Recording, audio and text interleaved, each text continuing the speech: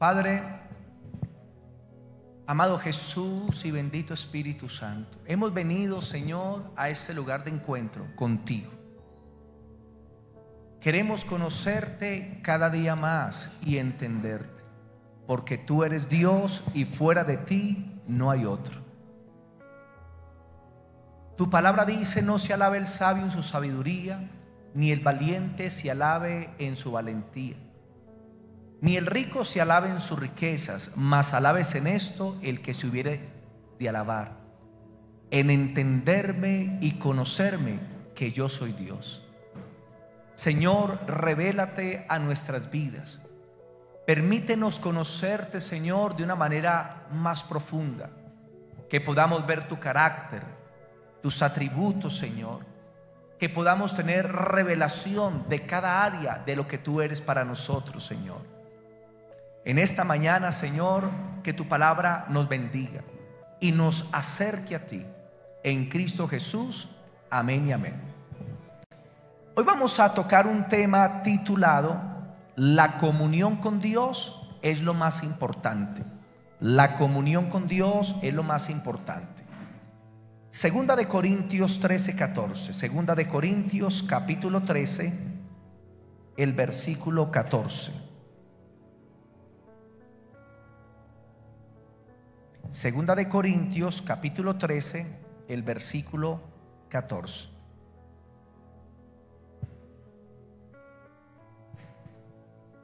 La gracia del Señor Jesucristo, el amor de Dios y la comunión del Espíritu Santo sea con todos vosotros. El apóstol Pablo en este versículo está mencionando la Trinidad. Está mencionando al Padre, Hijo y Espíritu Santo. Entonces dice el amor de Dios. ¿Cuándo nosotros vimos el amor de Dios? Lo vimos en el pasado, cuando Él entregó a su Hijo por amor a nosotros. La gracia del Señor Jesucristo. ¿Cuándo vimos la gracia del Señor? También en el pasado, cuando Cristo dio su vida por nosotros en el Calvario. Pero dice otra palabra, y es: y la comunión del Espíritu Santo sea con vosotros. Ahí la palabra comunión no tiene que ver con el pasado, sino que tiene que ver con el presente. Necesitamos conocer el amor de Dios, la gracia de Jesús, pero también aprender a tener una comunión con el Espíritu Santo. Y cuando hablamos de la palabra comunión, nos referimos a compañerismo, nos referimos a una amistad, nos referimos a una intimidad. La comunión va más allá de simplemente una relación. Pongo el ejemplo de los matrimonios. Muchas veces los matrimonios basan su experiencia a través de una relación, donde el esposo llega y le dice: mi amor, sírveme el sancocho, caliéntame la sopa, pásame las chanclas. O la esposa le dice al marido: vea, paga las facturas, trae el mercado, hace falta esto. Y eso se llama una relación. Pero lo que es la comunión tiene que ver con intimidad y es algo diferente. No se trata de pedir, sino de contemplar.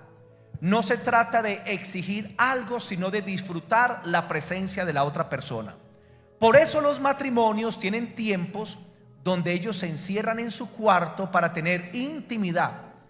Y en esa intimidad se miran a los ojos y el esposo le dice a la mujer: qué ojos tan lindos tienes. La mujer mira al marido y le dice: mi amor, me encanta como eres.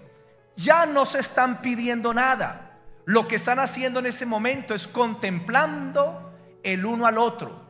Lo que están haciendo en ese momento es que se están mimando, se están amando, y eso es lo que se llama una intimidad. Y luego llegan a una relación sexual, y todo eso se llama intimidad.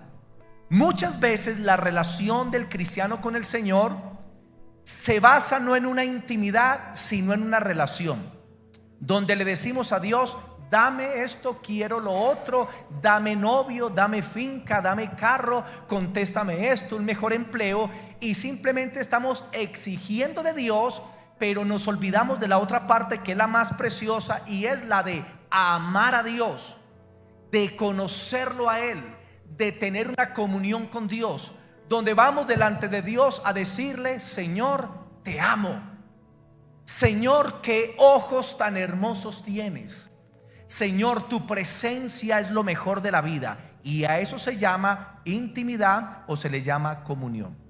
Pero muchos cristianos han abandonado la comunión y han entrado en una relación con Dios. Y Dios quiere que nosotros profundicemos en esa intimidad, en ese amor, en esa comunión por el Señor.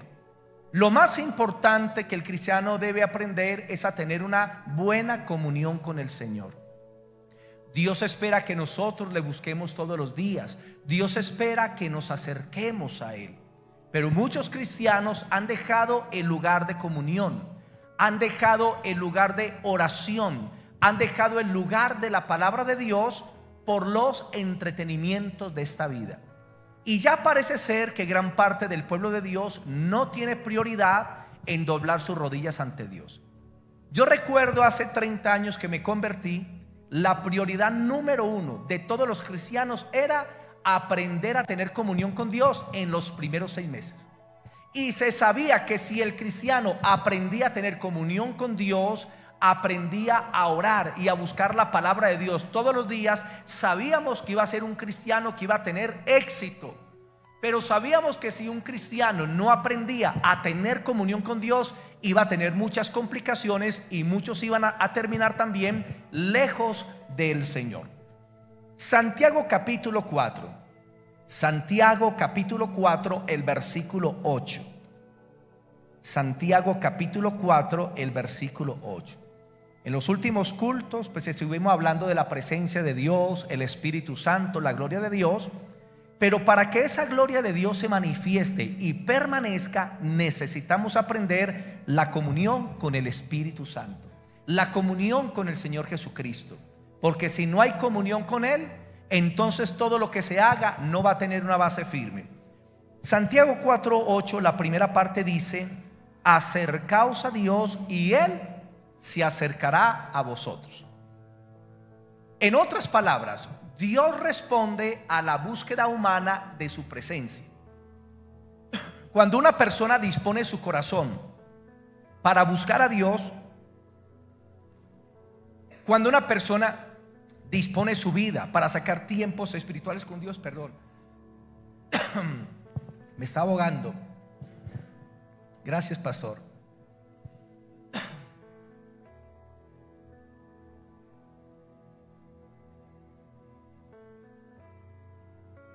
Cuando un ser humano dispone su corazón para buscar la presencia de Dios, la Biblia nos dice que ciertamente Dios se acercará a nosotros. En el mundo espiritual está el mundo del reino de Dios y está el mundo de la oscuridad. El mundo de la oscuridad responde a quien le busca. Entonces, si los seres humanos van y buscan las tinieblas van a responder a esas personas y se va a manifestar el poder demoníaco. Lo mismo cuando una persona viene a acercarse a Dios y a buscar el reino de Dios, el reino de Dios también se va a manifestar a su vida. Dios responde a la búsqueda humana. Y cuando Santiago dice acercaos pues a Dios, le está hablando a hijos de Dios, no le está hablando a inconversos. Porque muchas veces los hijos de Dios dejan el altar de comunión, dejan la oración y la palabra. Y hay 2 medios para acercarnos a Dios, que son la oración y la palabra. La oración y la lectura de la Biblia. Cuando nosotros oramos, le estamos hablando a Dios. Pero cuando leemos la palabra, Dios nos está hablando a nosotros. Por eso en la comunión con Dios necesitamos aprender a orar y necesitamos aprender a buscar también la palabra del Señor. Hay cristianos que se entregan a la oración pero descuidan la palabra. Y hay otros que se entregan a la lectura bíblica pero no oran. Y el combinado perfecto del queso con el bocadillo es la oración y la palabra. Háblale a Dios, pero deje también que Dios le hable. Cada vez que lees la Biblia, Dios te está hablando a ti. Lucas capítulo 10, versículo 38 al 42. Lucas capítulo 10, versículos del 38 al 42. Es una historia muy conocida.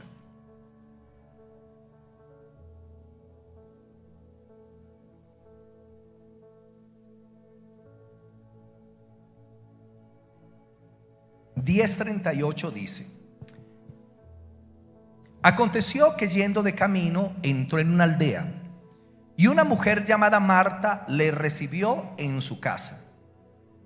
Esta tenía una hermana que se llamaba María, la cual, sentándose a los pies de Jesús, oía su palabra.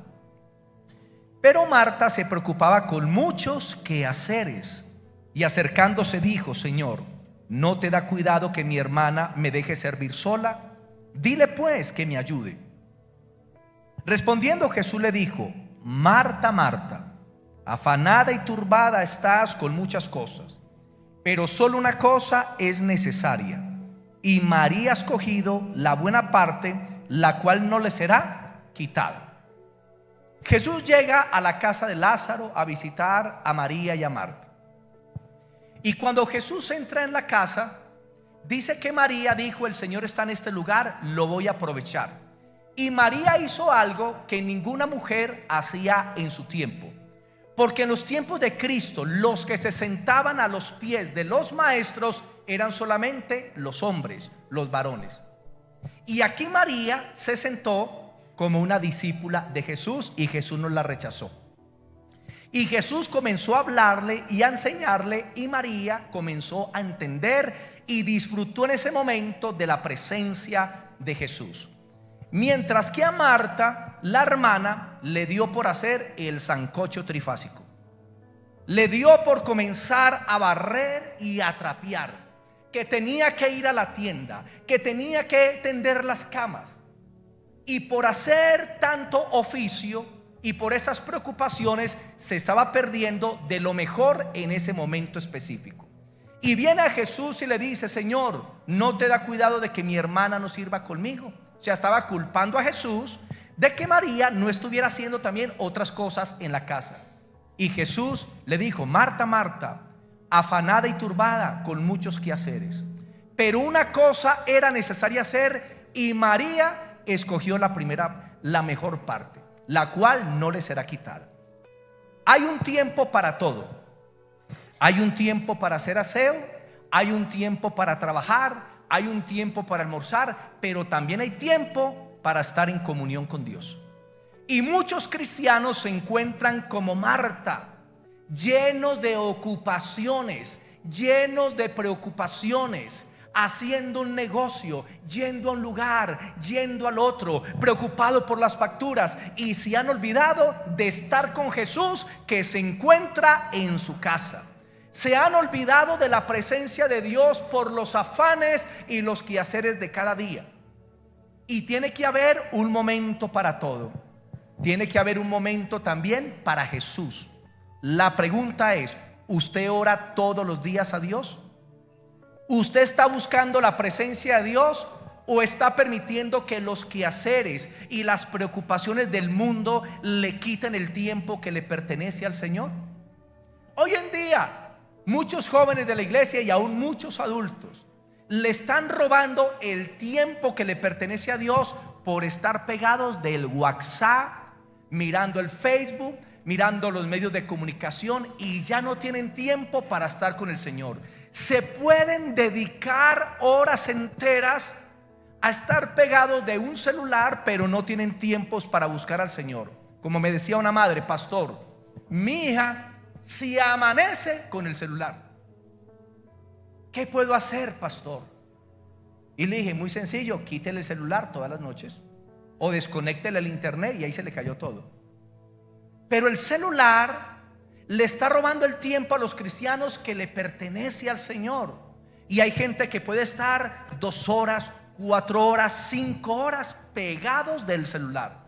Y como dice nuestro hermano Don Elmer, que el celular fue creado solamente para que usted lo mire 10 minutos al día. Más de 10 minutos le está afectando la visión, le está afectando el cerebro y le está afectando todo su cuerpo. Por eso tenga cuidado con eso. También la televisión, los entretenimientos. En las iglesias son buenas las actividades, pero hay que entender que cada actividad de la iglesia tiene que estar permeada con oración. Si se va a evangelizar, primero hay que tener comunión con Jesús.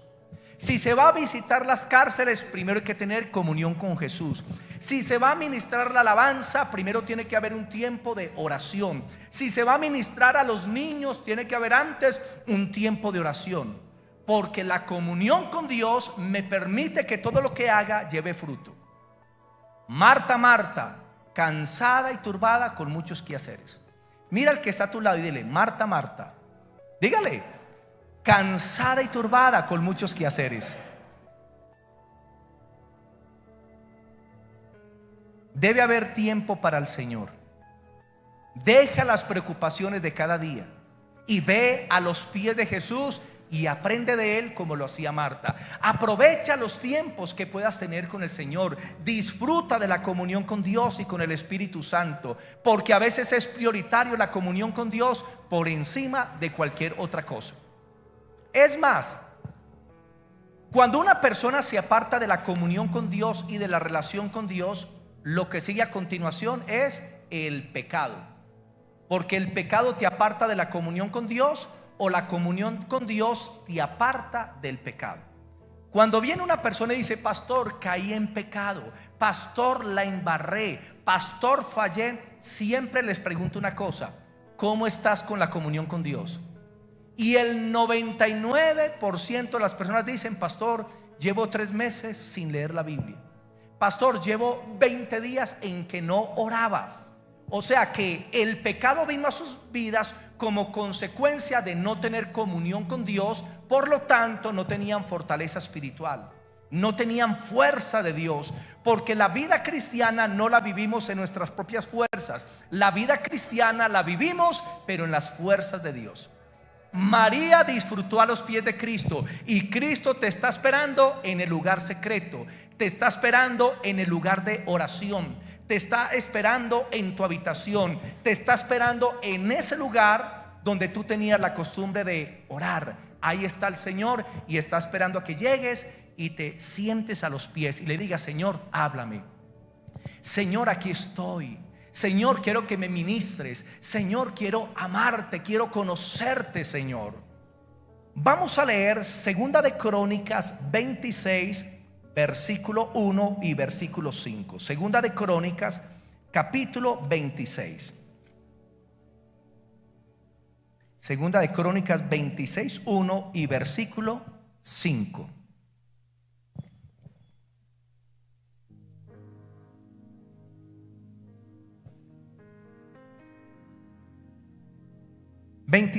Se está hablando de Usías, rey de Judá. Entonces todo el pueblo de Judá tomó a Usías, el cual tenía 16 años de edad, y lo pusieron por rey en lugar de Amasías su padre. Versículo 6. Versículo 5. Y persistió en buscar a Dios en los días de Zacarías, entendido en visiones de Dios, y en estos días en que buscó a Jehová, Él le prosperó. Amén. Dios se agrada de las personas que le buscan de corazón. Y aquí se menciona un rey de Judá que fue hecho rey a los 16 años, pero con 16 años ya tenía el temor de Dios en su corazón. O sea que no importa la edad, usted puede dedicarle su vida al Señor. Y dice que a los 16 años persistió en buscar al Señor, porque buscar al Señor no es fácil.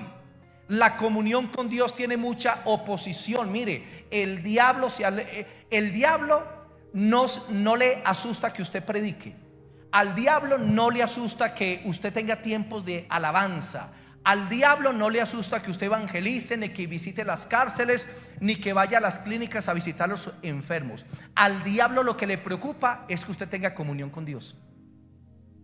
Porque si lo que usted hace no está basado en la comunión con Dios, no va a tener efecto espiritual.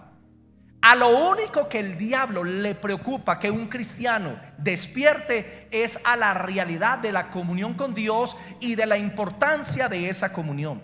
No tanto de que hagan cosas para Dios, sino de que tengan comunión con Dios. Y este rey dice que persistió, o sea, él decidió en su corazón buscar a Dios por encima de todas las cosas. Y era un rey, tenía ocupaciones de estado, tenía que administrar los asuntos de la nación, pero a pesar de eso él dijo: primero está el Señor. Y dice: y en los días que buscó al Señor, le prosperó. Usted quiere que Dios lo prospere, que Dios lo bendiga, que Dios lo levante, que Dios le dé un ministerio poderoso, que la unción de Dios lo visite de una forma grande. Usted quiere tener sueños, visiones de parte de Dios, que los dones del Espíritu comiencen a fluir a través de su vida. Entonces comience a tener comunión con Dios, porque sin comunión con Dios no hay unción. Sin comunión con Dios no hay presencia de Dios. Sin comunión con Dios no hay efecto en lo que hacemos.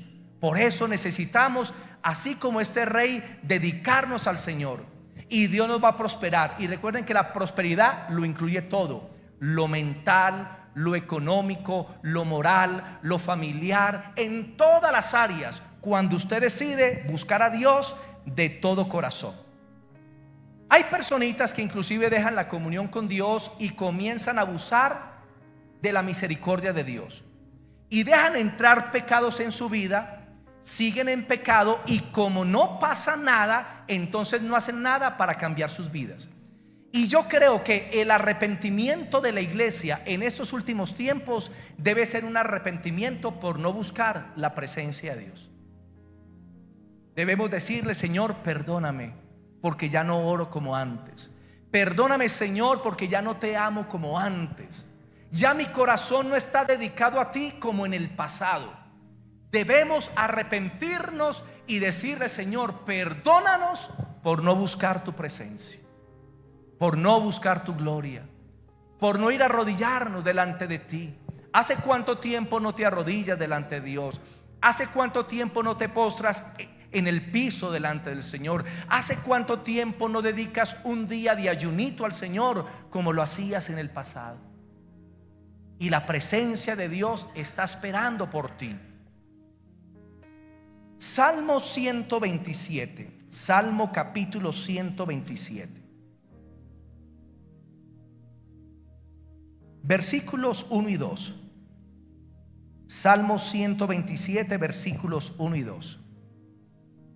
Si el Señor no edificare la casa, en vano trabajan los que la edifican. Si Jehová no guardare la ciudad, en vano vela la guardia.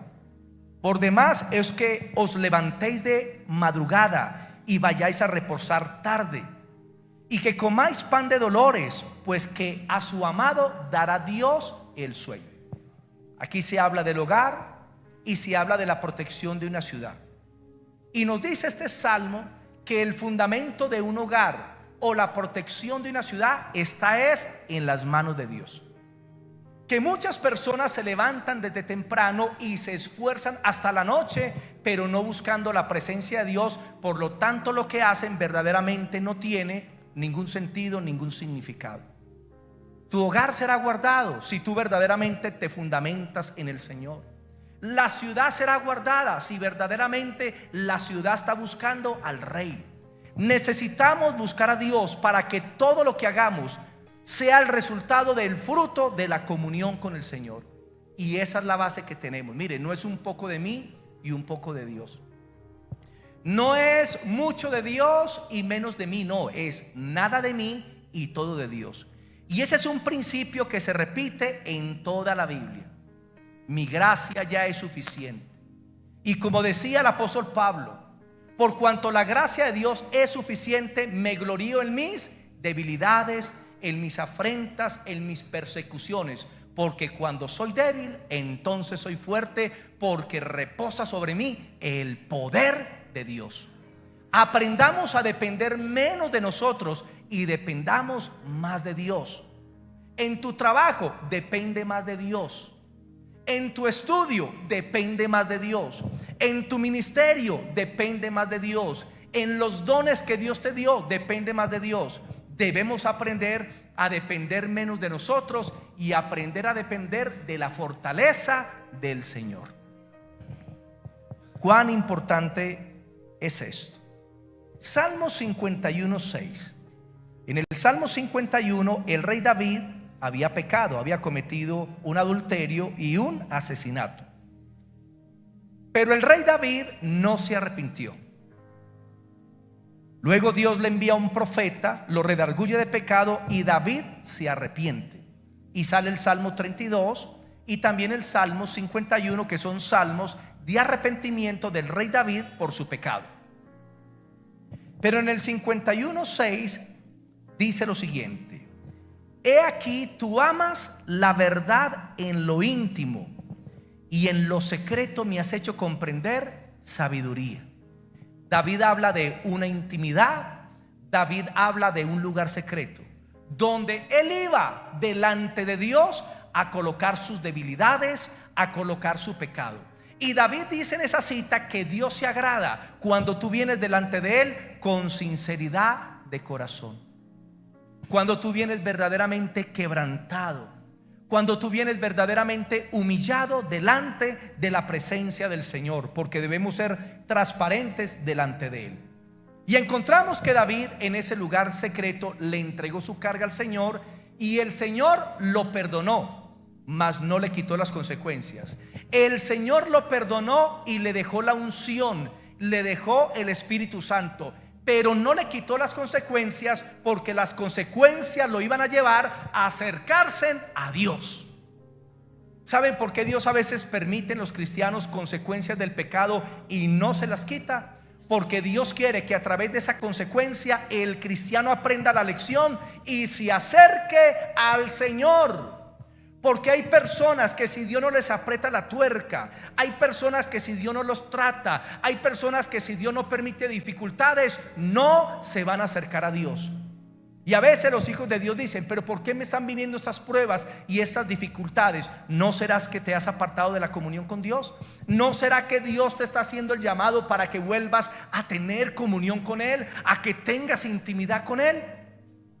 Los problemas del rey David es que cuando era la guerra, él se quedó durmiendo en la casa y dormía hasta por la tarde. Y ustedes saben que se levantó, vio una mujer que se bañaba desnuda, él la miró, la codició y terminó acostándose con ella.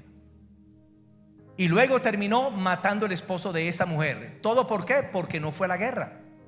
Él no estaba alerta, no estaba dispuesto, no estaba haciendo lo que debía hacer, porque los reyes iban al frente en las batallas y David se quedó en el castillo. Y así hay cristianos que dejan su responsabilidad de comunión con Dios por el ocio, por la pereza, por la televisión, por el entretenimiento, y no pasan tiempos de comunión con Dios. Y luego llega la tentación y caen. ¿O acaso Jesús no dijo en Mateo 26:41: velad y orad para que no entréis en tentación? El espíritu está dispuesto, pero la carne es débil. Y el Señor dice: deben velar y deben orar. O sea, en otras palabras, estén en comunión con Dios para que cuando llegue la tentación la puedan resistir. ¿Cuál es el problema del cristiano? Que como no ora y no busca la palabra de Dios, no están preparados para el momento de la tentación. Y cuando la tentación viene, caen en pecado. Y eso fue lo que le pasó a David. Y entonces Dios tuvo que apretarle la tuerquita y David se acercó a Dios, y ahí salieron esos preciosos salmos. Quiero que leamos Oseas capítulo 5, el versículo 15. Oseas capítulo 5, el versículo 15. Libro de Oseas capítulo 5, el versículo 15.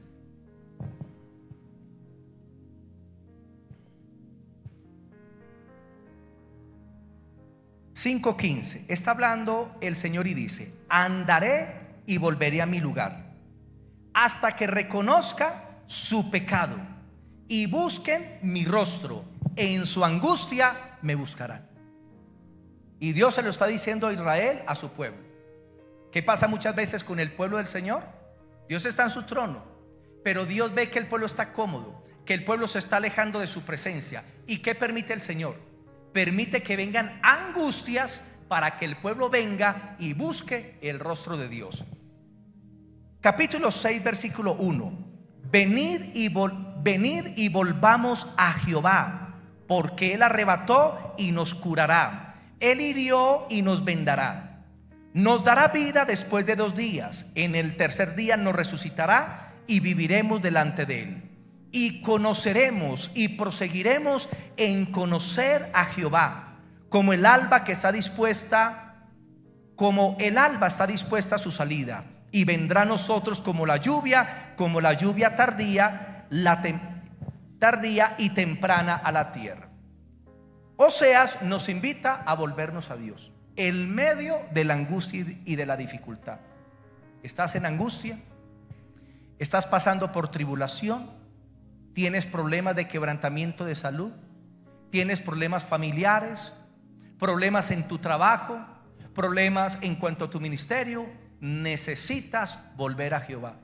Y cuando vuelvas a Él, dice que su bendición vendrá a nosotros como la lluvia temprana y la lluvia tardía, donde Dios se dejará ver y podremos conocerle a mayor profundidad. Necesitamos volvernos al Señor para que Dios no tenga que mandar, hermano, ciertas dificultades para apretarnos la tuerca. Segunda de Crónicas 33 versículos 2 y 13. Segunda de Crónicas capítulo 33 versículos 12 y 13. Se nos habla del rey más perverso de Israel, Manasés. Sacrificó a sus hijos en ofrenda a Moloc. Era discípulo de Walter Mercado. Metió la brujería a todo Israel.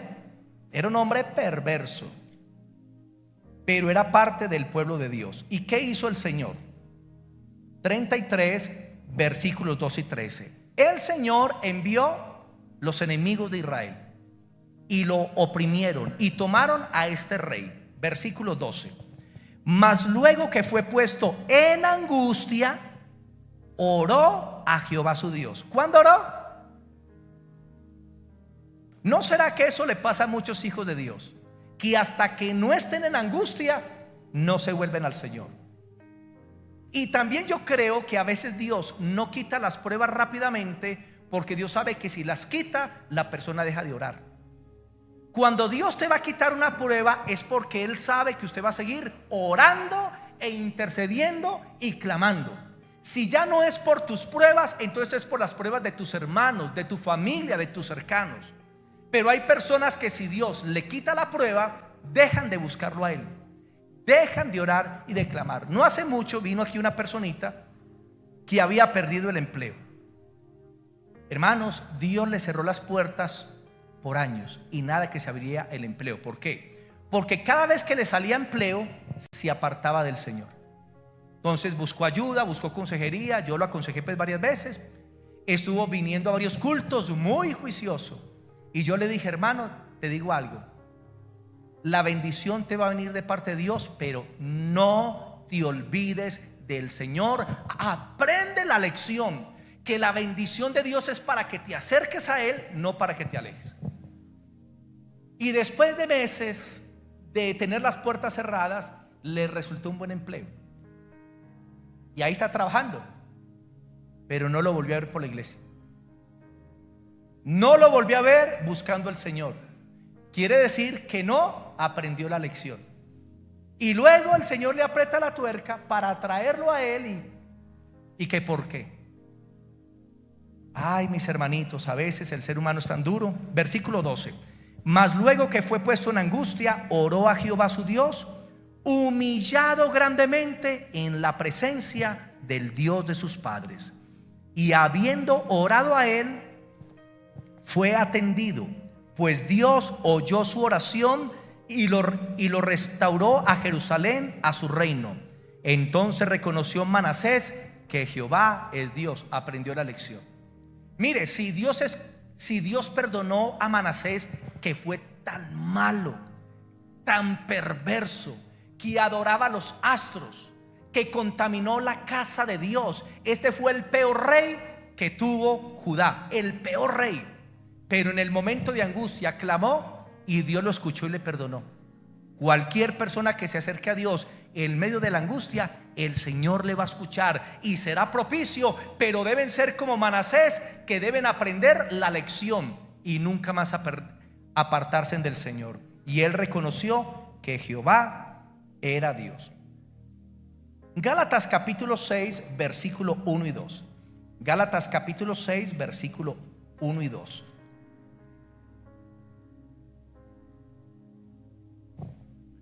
¿Qué debemos hacer con un hermano que se aparta de Dios o con un hermanito que de pronto cae en un pecado recurrente? Porque posiblemente ha dejado la comunión con Dios. En Gálatas 6, 1 y 2, el apóstol Pablo nos explica qué hacer.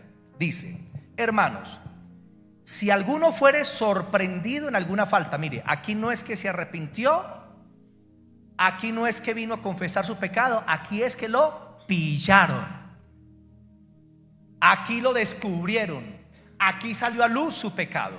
Hermanos, si alguno fuere sorprendido en alguna falta, vosotros que sois espirituales, criticarle con espíritu de altivez. ¿Dice ahí eso? Vosotros que sois espirituales, no lo vuelvan a saludar, no lo abracen porque se contaminan, retírenlo de su lado. Eso es lo que dice. Vosotros que sois espirituales, restaurarle con espíritu de mansedumbre. ¿Qué es restaurarle? Como cuando una obra de arte se está dañando, la envían a cierta parte donde la restauran, que es volverla a su estado original. Dios quiere que nosotros, si somos espirituales, nos convirtamos en restauradores de hermanos y de almas. Porque muchos hermanos en algún momento de su vida pueden caer en un pecado recurrente, pueden tener una caída, pueden fallar a Dios. Y Dios no nos llama a condenarles, ni a pisotearlos, ni a apartarnos de ellos, ni a soltarles maldiciones. Dios nos llama a tomarles y restaurarles, volverle a su estado original, como era antes en el Señor. ¿Y cómo lo deben restaurar?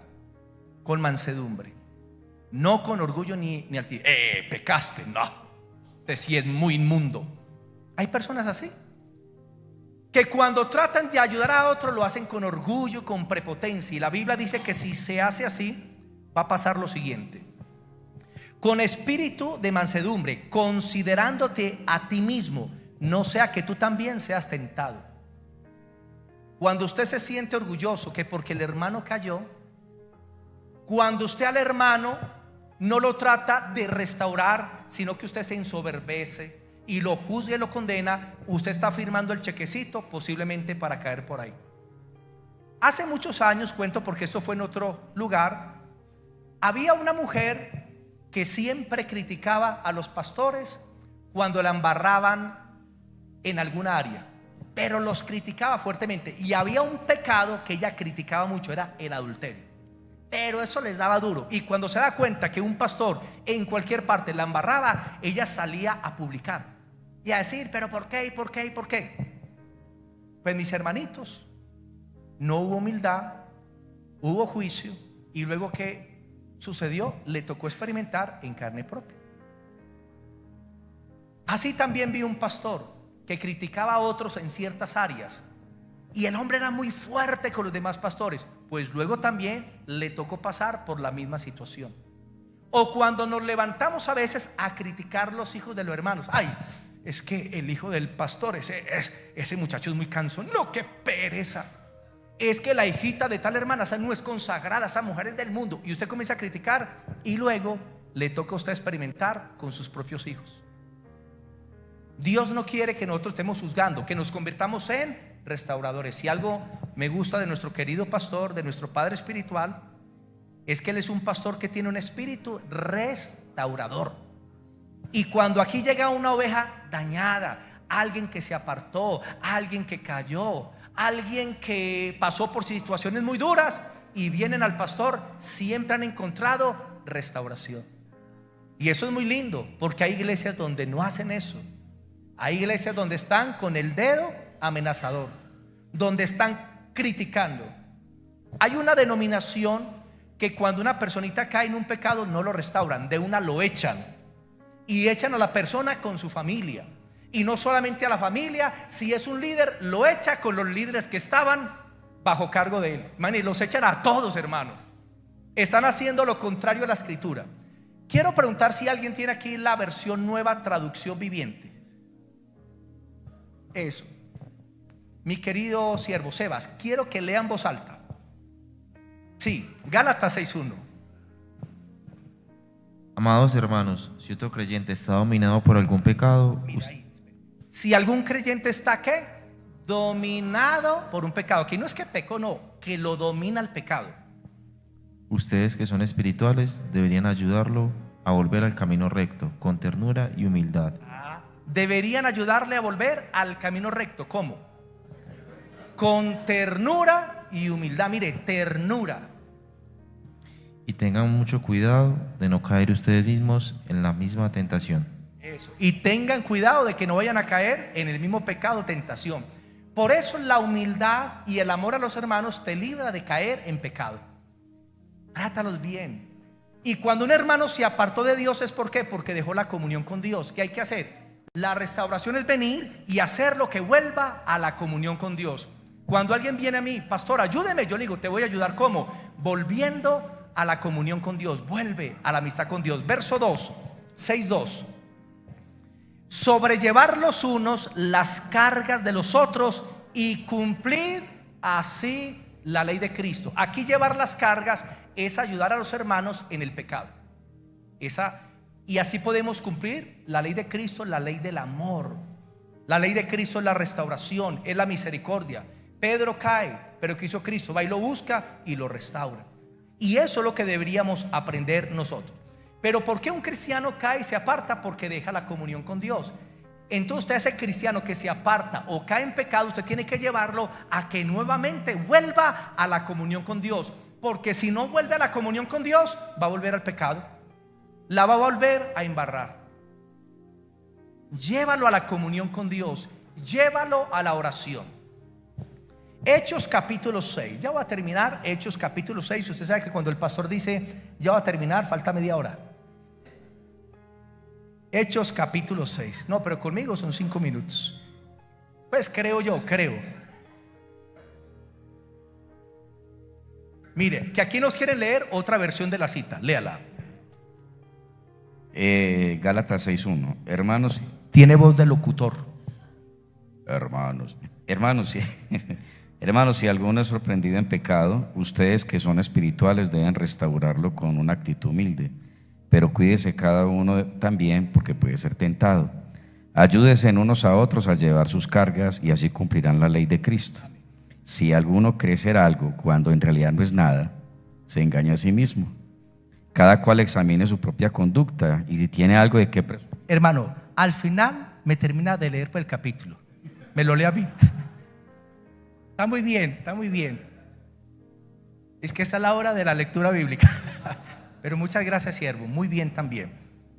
Hechos 6, versículos 3 y 4. Los apóstoles estaban atendiendo a miles de cristianos en las mesas, porque en aquel tiempo no solamente era la reunión de la iglesia y la cena del Señor, sino que compartían el ágape, quiere decir, los cristianos al final compartían los alimentos. Y los apóstoles estaban encargados de eso, atendiendo las mesas. Pero un día entendieron que estaban descuidando la comunión con Dios por las mesas. ¿Y qué decidieron hacer? Versículo 3, Hechos 6:3.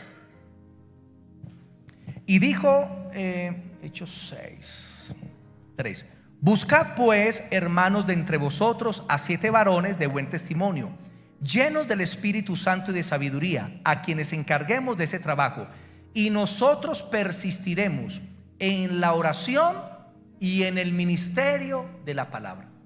¿Cuál fue la prioridad de los apóstoles? Oración y palabra. ¿Cuál debe ser la prioridad de todo líder? ¿Cuál debe ser la prioridad de todo cristiano? Si usted no aprende ese principio de comunión con Dios a través de la oración y de la palabra, usted va a tener muchos conflictos, usted va a tener muchas complicaciones, usted va a tener caídas. Pero si usted aprende a cuidar su comunión con Dios a través de la oración y de la palabra, usted será guardado por el Señor. Salmo 32 del 6 al 8. Salmo 32, versículos del 6 al 8. Salmo 32, versículos del 6 al 8.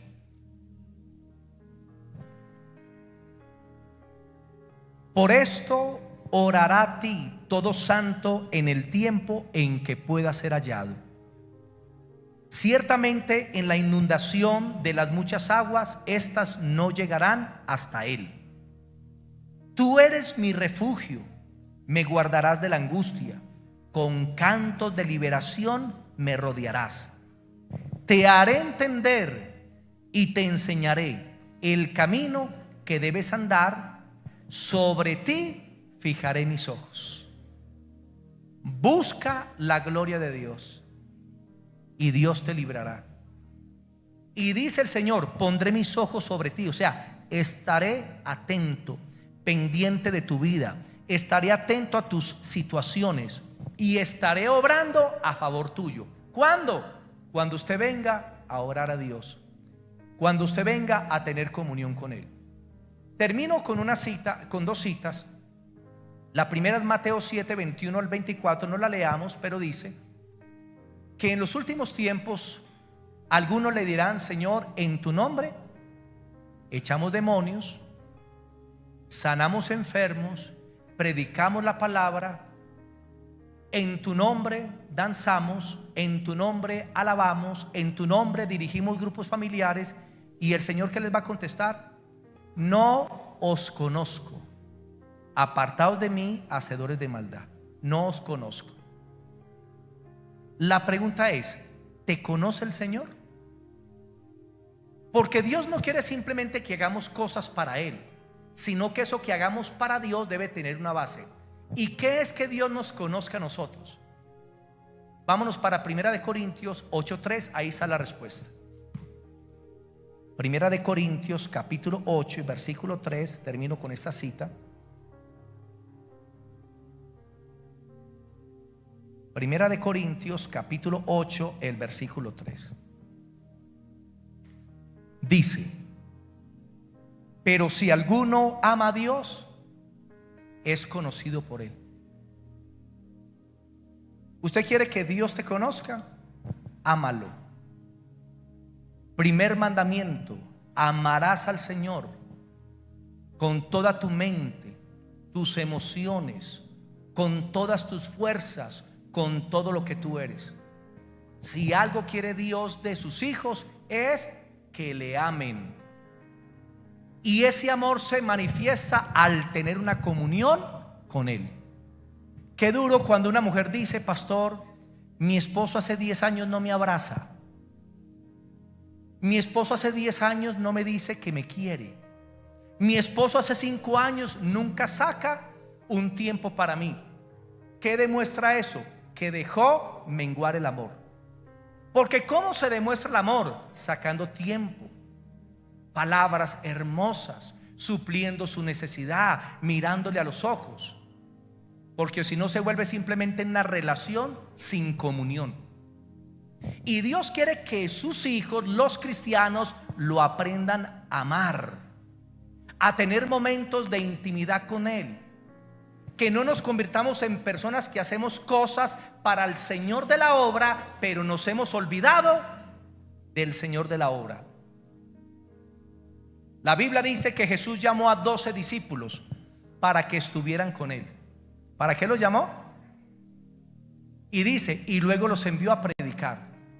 Lo primero que tenemos que hacer al venir a Dios es aprender a tener comunión.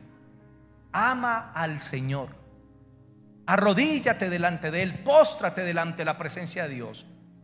Yo a veces voy y me arrodillo, comienzo a orar, y cuando siento la presencia del Espíritu Santo, yo le digo: Señor, verdaderamente esto no se compara a nada en este mundo. Es mejor tu misericordia que la vida. Mis labios te alabarán. Tú eres, Señor, lo más importante para mí. Y estos tiempos, Señor, son mejores que cualquier otra cosa. Mejores que el dinero, mejores que cualquier actividad, mejor que el deporte. Estar contigo es lo mejor de la vida. Y hasta que usted no entienda que el Señor es la vida, usted no va a ir a buscarle. Ama al Señor con todo tu corazón. Vamos a orar, estemos sobre nuestros pies. Oremos por un momento.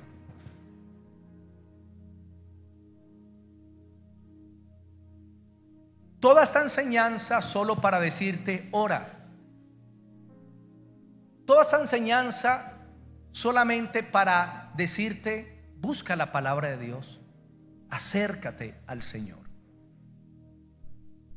Bendito Dios y Padre, tú eres un Padre de amor, eres un Padre de misericordia, que nos has llamado a través de tu Hijo Jesucristo para tener una relación con cada uno de nosotros.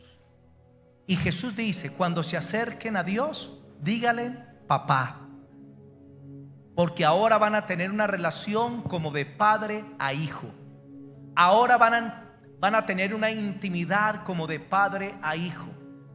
Ahora van a tener una relación personal con el Dios del cielo. Por eso digan, Padre nuestro, papá. Qué bueno es estar en tu presencia, el poderte adorar y el poderte bendecir. Sin ti, Señor, no somos nada.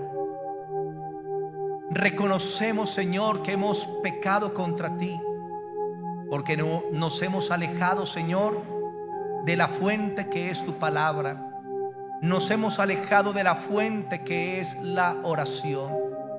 Reconocemos que nos cuesta orar, que nos da pereza, Señor, estar intercediendo, venir a tu presencia en muchas ocasiones, que hemos cambiado el tiempo de comunión contigo por los medios de comunicación, por el deporte y por los quehaceres y afanes de esta vida. Perdónanos, Señor, porque hemos pecado contra ti. Y hoy nos queremos arrepentir de esa indiferencia que hemos tenido ante tu presencia.